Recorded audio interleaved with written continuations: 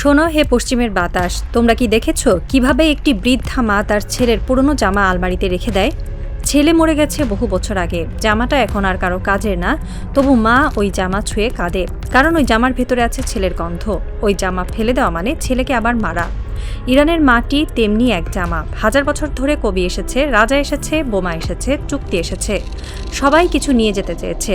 Alexander এসেছিল সোনার সিংহাসন নিয়ে যেতে, আরব সেনাপতিরা এসেছিল কোরআনের আলো ছড়াতে, মঙ্গলরা এসেছিল রক্তের বন্যায় ভাসাতে, ব্রিটিশ এসেছিল তেলের কূপ দখল করতে, আমেরিকা এসেছিল মিসাইল বসাতে। কিন্তু মাটিটা থেকে গেছে, কারণ ওই মাটির ভেতর আছে ফেরদৌসির গল্প, আছে রুমির দোয়া, আছে সাইরাসের ঘোষণা, আছে শিরিনের ঠোঁটের হাসি, আছে এক সোলাইমানির চোখের আগুন। তাই এই মাটি বিক্রির নয়, এই মাটি নত হওয়ার নয়। আজ ইসলামাবাদ থেকে মার্কিন ভাইস প্রেসিডেন্ট জেডি ভ্যান্স ফিরে যাচ্ছেন। তার হাতে কিছু নেই, তার মুখে কোনো হাসি নেই, শুধু ক্লান্তি। সেই ক্লান্তি শুধু উড়োজাহাজের নয়, সেটা আত্মার ক্লান্তি। যে আত্মা ভেবেছিল সবকিছু কেনা যায়, পারমাণবিক চুক্তি কেনা যায়, হরমুজের নিয়ন্ত্রণ কেনা যায়, ইরানের মর্যাদা কেনা যায়, কিন্তু আজ দেখল ইরান বিক্রির নয়। শনিবার ভোর থেকে রাত পর্যন্ত ইসলামাবাদের একটি নিরাপত্তা বলয়ে ঘেরা কনফারেন্স সেন্টার, টানা ২১ ঘণ্টার রুদ্ধদ্বার আলোচনা। একপাশে মার্কিন ভাইস প্রেসিডেন্ট জেডি ভ্যান্স, অন্য পাশে ইরানের পার্লামেন্টের স্পিকার মোহাম্মদ বাঘের গালিবাফ। আলোচনার টেবিলে উঠেছিল হরমুজ প্রণালী, পারমাণবিক কর্মসূচি, নিষেধাজ্ঞা প্রত্যাহার, হিজবুল্লাহর নিরাপত্তা, গাজার যুদ্ধবিরতি, একাধিক জটিল ইস্যু। যুক্তরাষ্ট্রের প্রতিনিধিরা এসেছিলেন চূড়ান্ত ও সর্বোত্তম প্রস্তাব নিয়ে। ভ্যান্স বলেছিলেন, আমরা একটি সুস্পষ্ট প্রতিশ্রুতি চাই, ইরান যেন পারমাণবিক অস্ত্র তৈরি করবে না, এমনকি এমন কোনো সক্ষমতা অর্জনের চেষ্টাও করবে না যাতে দ্রুত পারমাণবিক অস্ত্র তৈরি করা যায়। গালিবাফ শান্ত মনে প্রস্তাবটি শুনলেন, তারপর এক কথায় উত্তর দিলেন, না। একটা না যার ভেতর ছিল হাজার বছরের প্রতিরোধের ইতিহাস। সেই নাটি এত শক্ত, এত পাহাড়সম যে পশ্চিমের সব কূটনীতিক হাঁপিয়ে উঠল। যুক্তরাষ্ট্রের চূড়ান্ত প্রস্তাবে আরও ছিল হরমুজ প্রণালীর উপর যুক্তরাষ্ট্রের নজরদারি বৃদ্ধি, ইরানের আঞ্চলিক মিত্রবাহিনীগুলোর নিরস্ত্রীকরণ, ইসরায়েলের নিরাপত্তার নিশ্চয়তা। ইরানের কাছে এগুলো ছিল অযৌক্তিক শর্ত। গালিবাফ সাফ জানিয়ে দেন, যুক্তরাষ্ট্র যুদ্ধে যা অর্জন করতে পারেনি আলোচনার টেবিলে তা দাবি করছে। এটা আত্মসমর্পণ, শান্তি চুক্তি নয়। বহুল প্রত্যাশিত সেই বৈঠক শেষ হলো কোনো চুক্তি ছাড়াই। খালি হাতে ইসলামাবাদ ছেড়েছেন জেডি ভ্যান্স। ইরানের প্রতিনিধিরাও ফিরে গেছেন তেহরানে, কিন্তু তারা ফিরেছেন জয়ের গর্বে, কারণ তারা প্রমাণ করেছেন ইরান নত হয় না। এই জেদ কোথা থেকে আসে জানো? এই জেদ কারবালার ময়দান থেকে আসে, যেখানে এক হাতের মুঠো মানুষ দাঁড়িয়েছিল হাজার হাজার সেনার সামনে।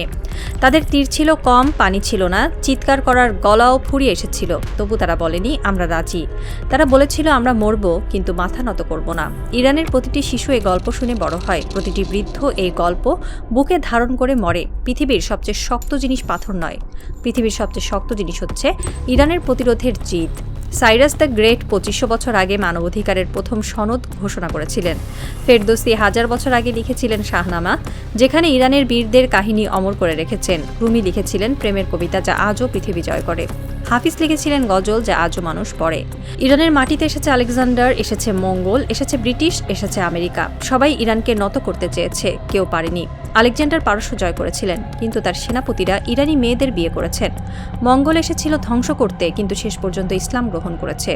ব্রিটিশ এসেছিল তেল লুট করতে, কিন্তু লজ্জায় দেশ ছেড়ে পালিয়েছে। আমেরিকা এসেছিল মিসাইল বসাতে, কিন্তু আজ তার ভাইস প্রেসিডেন্ট ফিরে যাচ্ছে খালি হাতে। ইরানের মাটি পবিত্র, এই মাটি ফেলে দেওয়া যায় না, কারণ এই মাটির ভেতর আছে শহীদদের রক্ত। কাশেম সোলাইমানি ইরানের সবচেয়ে প্রভাবশালী সামরিক কমান্ডার, যাকে ডোনাল্ড ট্রাম্প নিজ হাতে হত্যার নির্দেশ দিয়েছিলেন ২০২০ সালের ৩ জানুয়ারি। বাগদাদ বিমানবন্দরের কাছে মার্কিন ড্রোনের আঘাতে শহীদ হন সোলাইমানি। ট্রাম্প ভেবেছিলেন সোলাইমানি মারা গেলে ইরান দুর্বল হয়ে যাবে, তিনি ভুল করেছিলেন। সোলাইমানির রক্ত ইরানকে আরও শক্ত পাথরে পরিণত করেছে, তার মৃত্যু ইরানের প্রতিরোধের আগুনকে আরও জ্বালিয়ে দিয়েছে। ইসলামাবাদের আলোচনার টেবিলে যখন গালিবাফ বসেছিলেন, তার সামনে হয়তো ভেসে উঠেছে সোলাইমানির মুখ, সেই মানুষটি যিনি বলতেন আমাদের পথ কারবালার পথ, সেখানে পানি নেই, তীর নেই, তবু আমরা দাঁড়িয়ে আছি, কারণ আমরা জানি সত্যের পথে মরতে জানাটাই সবচেয়ে বড় অস্ত্র। গালিবাফ হয়তো ভেবেছেন আমরা যদি আজ হরমুজের নিয়ন্ত্রণ ছেড়ে দেই, তবে আগামীকাল ওরা আমাদের আকাশ দাবি করবে, পরশু আমাদের কোরআন, তারপর আমাদের ইতিহাস। ইরান আর ১ ইঞ্চি জমি ছাড়বে না। সোলেইমানির সেই চোখের আগুন আজও জ্বলে, জ্বলে তেহরানের প্রতিটি ঘরে, জ্বলে কোমের মসজিদে, জ্বলে মাশহাদের মাজারে। সেই আগুন কখনো নেভে না, কারণ সেই আগুনের ইন্ধন দেয় কারবালার ময়দান। ইসলামাবাদে আলোচনা ব্যর্থ হওয়ার খবর যখন তেহরানে পৌঁছলো তখন রাস্তায় বিক্ষোভ হয়নি, কেউ প্ল্যাকার্ড হাতে নামেনি, কেউ চিৎকার করেনি, বরং হয়েছে নীরব প্রার্থনা।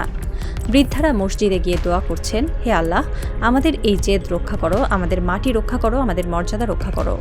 যুবকরা মোবাইলের পর্দায় ইসলামাবাদের খবর দেখেছে, তাদের চোখে জল নেই, জল ফেলার সময় অনেক আগেই শেষ, তাদের চোখে আগুন। সেই আগুন ইসরায়েলের দিকে, আমেরিকার দিকে, সমস্ত জালেমের দিকে। হরমুজ প্রণালীতে তখন রাত গভীর। ইরানের বিপ্লবী গার্ডের নাবিকরা টহল দিচ্ছে, তারা জানেন আগামী দিনগুলো আরও কঠিন আসতে পারে। ট্রাম্প হয়তো হামলা চালাবেন, তাদের জাহাজ হয়তো ডুববে, তারা হয়তো শহীদ হবেন, কিন্তু তারা জানেন তাদের শহীদের রক্ত হরমুজের জলে মিশে আরও শক্ত প্রতিরোধ গড়ে তুলবে। একজন নাবিক ফিসফিস করে বলল, হরমুজ আমাদের প্রাণ, এই প্রাণ আমরা ছাড়ব না। ট্রাম্প যতই হুমকি দিক, আমরা দাঁড়িয়ে থাকব, কারণ আমরা জানি আমাদের পেছনে আছে পুরো ইরান, আছে কারবালার সেই জেদ। হরমুজের ঢেউ তখন আছড়ে পড়ছে, সেই ঢেউয়ের শব্দ যেন বলছে, ইরান তুমি জয়ী, তুমি প্রমাণ করেছ যারা নিজেদের মাটি রক্ষা করে তারা কখনো হারেনি। ইসলামাবাদের আলোচনা ব্যর্থ হওয়ার খবর লেবাননেও পৌঁছেছে। সেখানে হিজবুল্লাহর যোদ্ধারা আনন্দ করছে, তারা জানেন ইরান তাদের ছেড়ে কথা বলে না। গালিবাফ ওয়াশিংটনের ওই বৈঠকে স্পষ্ট জানিয়েছিলেন, হিজবুল্লাহ লেবাননের জনগণের অংশ, তাদের নিরাপত্তায় ইরানের নিরাপত্তা। লেবাননের দক্ষিণাঞ্চলে হিজবুল্লাহর যোদ্ধারা তখন গান গাইছে, তাদের গানের সুর ভেসে আসছে ইসরায়েলের সীমান্ত পর্যন্ত। তারা গাইছে, আমরা মরতে জানি, হারতে জানি না। ইসরায়েল তুমি যতই হামলা করো না কেন, আমরা দাঁড়িয়ে থাকব। একজন হিজবুল্লাহ কমান্ডার বলেছেন, আমাদের শক্তি অস্ত্রে নয়, আমাদের শক্তি আমাদের ইমানে। আমরা জানি আমরা সঠিক পথে আছি, আমরা জানি আমরা নিজেদের মাটি রক্ষা করছি, তাই আমরা কখনো হারব না। ইরান যেমন হারেনি, আমরাও হারব না। লেবাননের সাধারণ মানুষও হিজবুল্লাহর পাশে আছে। বৈরুতের রাস্তায় মানুষ মিছিল করেছে, তারা পোস্টার হাতে নিয়ে বলছে, হিজবুল্লাহ আমাদের গর্ব, ইরান আমাদের গর্ব, ইসরায়েল তুমি যাও, আমরা ভয় পাই না। এই জনসমর্থনই হিজবুল্লাহর সবচেয়ে বড় শক্তি। আমেরিকা যতই হুমকি দিক, ইসরায়েল যতই হামলা চালাক, হিজবুল্লাহ দমে যাবে না, কারণ তাদের পেছনে দাঁড়িয়ে আছে ইরান, আর ইরানের পেছনে দাঁড়িয়ে আছে কারবালার সেই জেদ। শোনো হে পশ্চিমের বাতাস, তোমরা কি বোঝো ইরান নুয়ে পড়ার দেশ নয়। ইরান মাথা নত করে শুধু আল্লাহর সামনে। বাকি সবাই তোমরা দাঁড়িয়ে থাকো পাশে, অথবা চলে যাও, ইরানের কিছু এসে যায় না। তোমরা তোমাদের অস্ত্রের মালা গলায় জড়িয়ে নাও, তোমরা তোমাদের জাহাজ সাজাও, তোমরা তোমাদের হুমকি উড়িয়ে দাও আকাশে। ইরানের মাটি সেদিকে তাকায়ও না, কারণ ইরানের চোখে শুধু আল্লাহ। ইরানের সামনে শুধু কারবালার ময়দান, সেখানে মরার শিক্ষাও দেয়া হয়, নত হওয়ার শিক্ষা নয়। পৃথিবীর সবচেয়ে শক্ত জিনিস পাথর নয়, পৃথিবীর সবচেয়ে শক্ত জিনিস হলো ইরানের প্রতিরোধের জিদ। সেই জিদ পাথর চূর্ণ করতে পারে, সেই জিদ পর্বত গলাতে পারে, সেই জিদ ইতিহাস বদলে দিতে পারে। আজ মার্কিন প্রেসিডেন্ট ফিরে যাচ্ছেন খালি হাতে, তার হাতে কিছুই নেই, তার মুখে কোনো হাসি নেই। তিনি ফিরে যাবেন ট্রাম্পকে রিপোর্ট দিতে। স্যার, ইরান নত হয়নি। ট্রাম্প হয়তো ক্ষেপণাস্ত্র বাড়ানোর নির্দেশ দেবেন, কিন্তু ইরান আবার দাঁড়াবে, আবার বলবে আমরা মরব, কিন্তু মাথা নত করব না। ইতিহাসের পাতা উল্টাও, দেখবে কত সেনাপতি এসেছে ইরানে, কত বাদশাহ এসেছে, কত বোমা এসেছে, সবাই চলে গেছে, শুধু ইরান থেকে গেছে, পাহাড়ের মতো, হরমুজের ঢেউয়ের মতো, কারবালার জিদের মতো। আলেকজান্ডার ভেবেছিল পারস্য শেষ, মঙ্গল ভেবেছিল ইরান ধ্বংস, ব্রিটিশ ভেবেছিল তেল লুট করে দেশ ছাড়বে, আমেরিকা ভেবেছিল মিসাইল বসিয়ে ইরানকে নত করবে। সবাই ব্যর্থ হয়েছে, ইরান আজও দাঁড়িয়ে। আজ ইসলামাবাদের আলোচনায় ইরান আবারও প্রমাণ করল ইরান বিক্রির নয়, ইরান নত হওয়ার দেশ নয়, ইরান মাথা নত করে শুধু আল্লাহর সামনে সিজদায়, যেখানে ফোরহেড মাটি ছোঁয় আর মন ছোঁয় অসীমকে। তোমার সামনে নয়, কখনো নয়।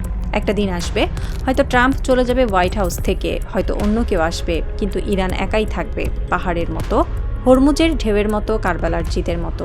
আর সেই দিন পর্যন্ত ইরান বলবে, আমি আছি, আমি ছিলাম, আমি থাকবো, ইরান অমর। তোমরা তোমাদের জাহাজ ফিরিয়ে নাও সাগর থেকে, ইরানের কিছু এসে যায় না।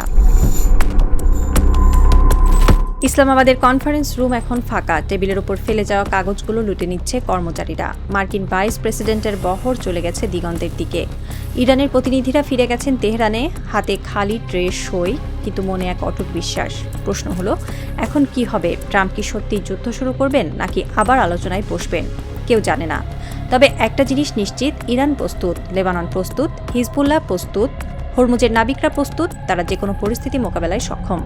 তেহরানের এক বৃদ্ধা মা তার শহীদ ছেলের ছবি বুকে চেপে বসে আছেন। তিনি জানেন না আগামী দিনে কি হবে, কিন্তু তিনি জানেন তার ছেলে যে পথে মরেছে সেই পথে আরও অনেকেই মরবে। আর তাদের রক্ত ইরানকে আরও শক্ত করবে। হরমুজ প্রণালীর ঢেউ তখন আছড়ে পড়ছে। সেই ঢেউয়ের শব্দ যেন ফিসফিস করে বলছে, যুদ্ধ আসতে পারে, মৃত্যু আসতে পারে, কিন্তু আত্মসমর্পণ আসবে না। ইরান থাকবে, লেবানন থাকবে, প্রতিরোধ থাকবে। শোনো হে পশ্চিমের বাতাস, তোমরা তোমাদের অস্ত্র সাজাও, তোমরা তোমাদের জাহাজ পাঠাও। ইরান সেদিকে তাকায় না, ইরান শুধু তাকায় আল্লাহর দিকে। ইরান শুধু স্মরণ করে কারবালার সেই বাণী, আমরা মরব কিন্তু মাথা নত করব না। আল্লাহ ইরান ও লেবাননের মানুষকে হেফাজত দান করুন। যুদ্ধ থামুক, শান্তি আসুক, কিন্তু সেই শান্তি যেন আত্মসমর্পণের শান্তি না হয়, ন্যায়ের শান্তি আসুক। আমিন।